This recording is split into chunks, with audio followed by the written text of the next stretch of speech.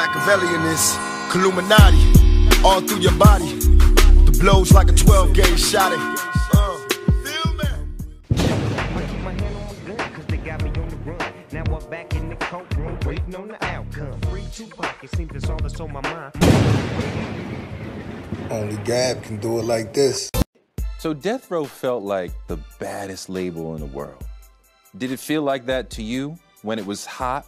Death Row to me when it was hot felt like the 70s Steelers or the Lakers championship dynasties or the Chicago Bulls run. It just felt like it would never stop. But, I mean, it was the three of you creatively, Dre, you, and Pac, right? And it didn't really add new pieces to keep the legacy going. I'm the one who initially told Suge, go get Pac. I think Pac became the third piece, but his spirit wasn't the same spirit as me and Dr. Dre's. Me and Dr. Dre had a spirit of music, love, and harmony. Pac had animosity, revenge, retaliation, respect. We're the toughest team in town. We don't have to put tough on our chest and walk out and demand respect. They give it to us. The Death Row Bad Boy battle, to me, was really Death Row messing with Bad Boy. And Biggie and Puffy like, yo, we don't want any part of this. I don't think it was messing with him. I just think it was personal. But I saw differently because I was friends with Pac, Biggie, Puffy, Suge, all at the same time. So I couldn't see myself saying, F you, if you didn't do nothing disrespectful to me. And I felt like too much of that world was getting involved with the music side when Pac came. Our success was based on music, not beating people up or beefing. You think Suge killed Pac? I don't think Suge did because that would be stupid for him to get himself shot at while he was in the car. Because I feel like the same people that was trying to kill Pac was trying to kill Suge. You know what I'm saying? Them bullets was coming for everything in that car. You know, Death Row ended kind of badly. Pac got killed. Dre got attacked in his home. Did you get bullied by the Suge? No, I ain't never get bullied. Why not? You can get that word up out of there right there, nephew. Ain't no bullying going down. They tried me a couple times. Yeah. But it was never to a point where they ever laid hands on me. They got close, but they never physically touched me, done nothing to me. You know, I'm still pretty, you know what I'm saying? They ain't never done nothing to this here, man. Is that because you're a real gangster? No, that's because of the spirit of God protected me from that. My spirit was in peace, and I wasn't tripping, and I would let one of them in, and he would have 12 of them with him. And it was a plot to get me. He come in peace, smiling, shaking my hands, walked me in the corner, talking to me. Now the other one was surrounding me. What's happening, blood? What's up with Whoopty? And you know, his spirit get me up out of that scenario when I should have been boo-bye. Yo, YouTube, what up? It's your homie Gab. Welcome to Machiavelli Media. I ain't gonna hold y'all up, man. Snoop Dogg moved the motherfucking needle around here. If I talk about Snoop Dogg, it gets y'all juices flowing. The dog father, the dog. Nah, they get y'all going, man. You know, I ain't a big Snoop Dogg fan. I like his music, you know. I have nothing against the dog. I don't tell niggas how they should feel about other niggas. But Snoop Dogg is an interesting character, especially when it comes down to Tupac, man.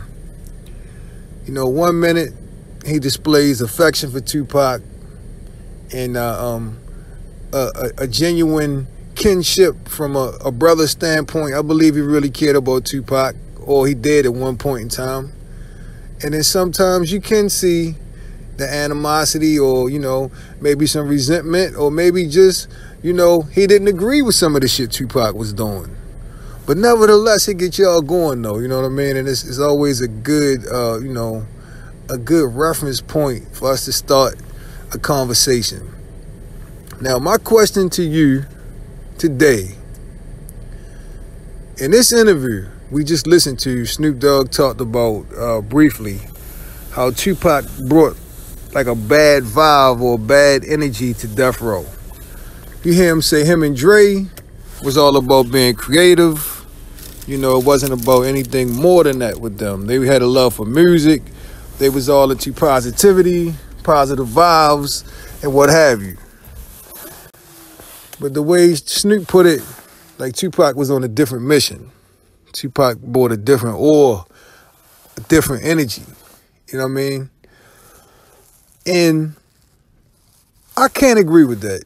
Because Tupac was one of the most spiritual, in my eyes, probably the first spiritual religious rappers that would put God and, you know, talking the power of prayer and all of that stuff in his message before a lot of these cats. I would credit Tupac for doing that first. Matter of fact, I would say Tupac and MC Hammer. But I don't think Snoop means from like a spirituality standpoint. Snoop means from the standpoint of just that. Bad vibes, bad energy, bad synergy. Tupac was upset. He translated, you know, those negative vibes over to him coming over to death row. Maybe that's what Snoop Dogg meant. The war mentality, us against them. And Snoop wasn't with it. Or was Snoop Dogg simply just throwing shade on Tupac? Once again, painting Biggie and Puffy to be like saints. They ain't want no beef.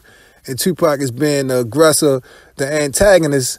Keep in mind you, Tupac had just got shot. And these were the people he was blaming. But Snoop Dogg, you know, somehow, you know, forgets that part when he tells his story. It's just Tupac was rah-rah, upset, ready for war. Let's get them guys. Basically, and Snoop was saying they didn't deserve that. And oh yeah, in terms of being creative, who was more creative than Tupac? As far as wanting to knock songs out in the studio and being a positive person, Tupac was very positive. You could tell that by the things he wrote about, the things he cared about. So Snoop can miss me with that part. He was all about positivity and Tupac was all about war. Like Tupac was some kind of troublemaker. Like Pac didn't have a right to be upset. Fuck if Biggie was your friend or not. You can't tell another man how to feel. I want you guys to talk about it. I want you to leave your thoughts in the comment section. I want y'all to share and like this video. And oh yeah, the kid Gab is back on the block, man. Tell a friend. Gab is back. No doubt about it. Anyway, subscribe to the channel, Machiavelli Media, and let's go. Machiavelli in this Illuminati, all through your body. The blows like a 12-gauge shot.